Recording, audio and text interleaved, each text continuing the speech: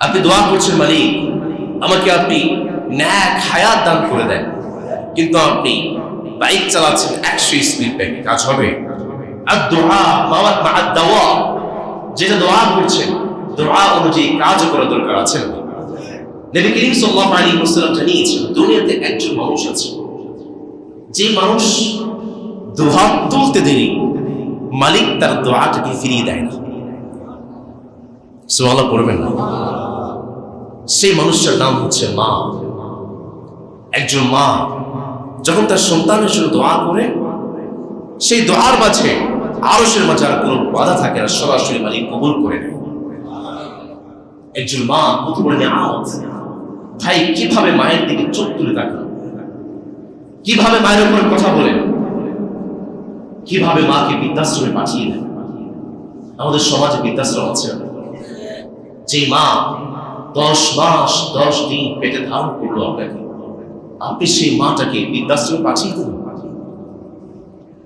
যে মা এত কষ্ট করে আপনাকে দিনের পর দিন দুধ খাইয়েছে, মায়ের নিজের শরীরকে রক্তগুলোকে পানি করে আপনাকে খাইয়েছে, আপনাকে বড় করেছে, আপনি সেই মাকে কষ্ট দেন।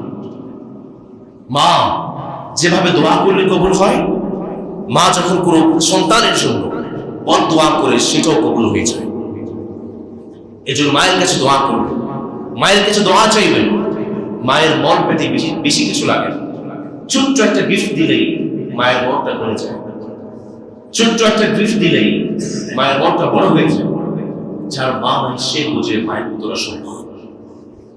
এজন্য প্রিয় ভাইয়েরা, মায়ের কাছে দোয়া চাইবেন, মায়ের কাছে দোয়া চাইবেন। এর উপরে আর কোনো পীর নাই, এর উপরে আর কোনো আল্লাহর ওলি নাই।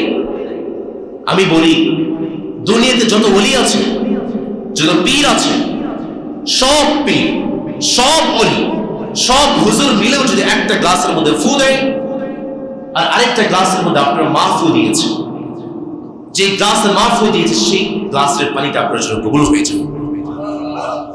এর জন্য বেশি বেশি করে মায়ের কিছু দোয়া আছে। রাজি আছে তুমি সব?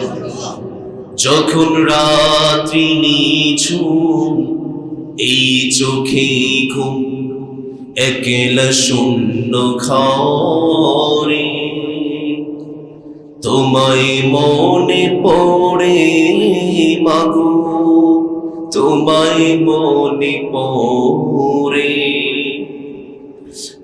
জানি তোমার দোয়া পেলে বুঝব সকল বাধা ছেলে, তোমার দোয়া আমার তোরে সদা যেন ঝরে।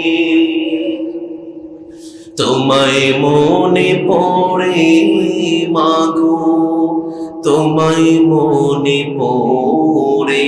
আওয়াজ করে পড়ে না আমিন।